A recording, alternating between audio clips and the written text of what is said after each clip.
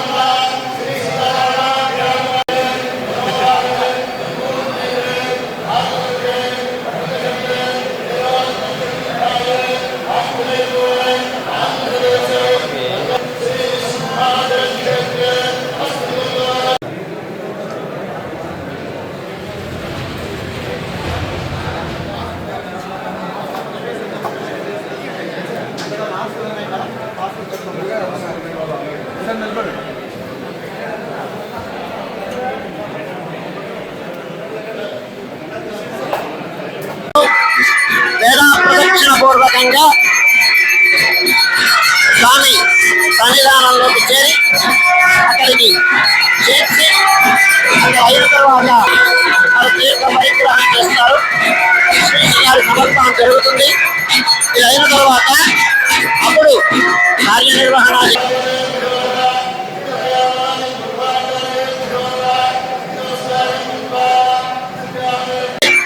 ఆ సెకండ్ ఆ చందనపు పొదలో ఔషధీ ద్రవ్యాలని సమ్మేళనం చేసి ఆ చందనాన్ని స్వామి పేరు మీద సమర్పించడం. నాయకుడు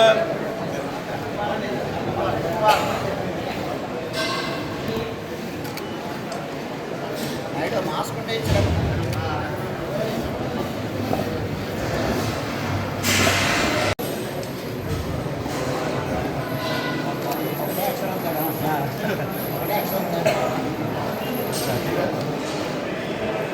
ఋగ్వేదం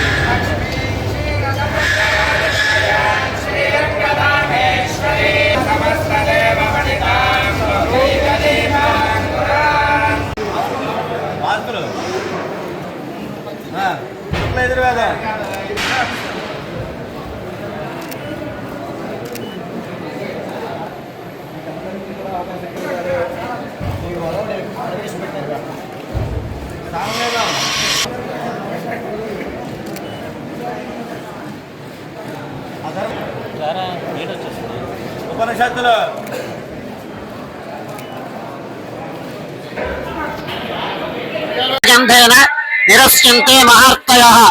శ్రీ శ్రీ శ్రీ వరాహలక్ష్మీ సింహ ప్రభు సన్నిధానంలో రేపు వైశాఖ శుద్ధ తృతీయ నాడు ఏప్రిల్ 20వ తారీఖున జరగబోయేటువంటి చందనోత్సవం సందర్భంగా చందనోత్సవం అయిన తర్వాత ఆ సాయంకాలం చందన సమర్పణకు గాను ఈనాడు చైత్రబహుళ ఏకాదశి నాడు చందనం స్నాన ముహూర్తం అనేటువంటి ముహూర్తం చేయడం అనేటువంటిది అనుచానమైన సంప్రదాయం. ఆ సంప్రదాయాన్ని పురస్కరించుకొని ఈనాడు విశ్వక్సేనారాధనం పుణ్యావాచనం అయిన తర్వాత చందనదారు ఖండాన్ని స్వామివారి సన్నిధానంలో సమర్పించి పూజాధికారులు నిర్వహించి అయిన తర్వాత ప్రధానార్చకుల వారు గొడవర్తి శ్రీనివాసాచార్యుల వారు వారి యొక్క ప్రప్రథమంగా ఆ చందనం సేకరణం అనేటువంటిది ముహూర్తం చేస్తారు. ఆ కార్యక్రమం జరుగుతోంది. అదైన తర్వాత రెండవ ప్రధానార్చకుల వారు సీతారామాచార్య స్వామి వారు ఆ తర్వాత స్థానాచార్యుల వారు అయిన తర్వాత ఈ సేకరించినటువంటి చందనాన్ని స్వామివారి పాదాల మ్రోల సమర్పించి అదైన తర్వాత విశిష్టమైనటువంటి కార్యనిర్వహణాధికారి వారు ఈ ముహూర్తాన్ని చేస్తారు. దీనితో తర్వాత శ్రీకార్యపరులందరూ ఈ చందనం సేకరణం అనేటువంటి కార్యక్రమాన్ని నిర్వహిస్తారు. ఇది చాలా అద్భుతమైన సన్నివేశం, చాలా విశిష్టమైన సన్నివేశం.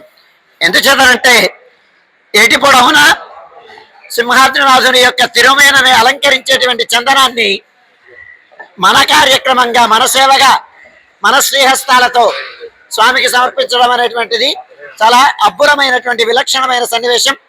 ఇది చాలా పవిత్రమైనటువంటి కార్యం. దీన్ని మనం నిర్వహిస్తున్నాం. అందుకే ఏకాదశి పర్వదినాన్న ఈ ముహూర్తం చేయడం అనేటువంటిది బహుశా కాకతాళీయం అవ్వచ్చు, లేదా అది ఉద్దేశ్యం అవ్వచ్చు. ఈ సంప్రదాయాన్ని కొనసాగిస్తున్నాం. ఈ కార్యక్రమం జరుగుతోంది. ప్రత్యక్షంగా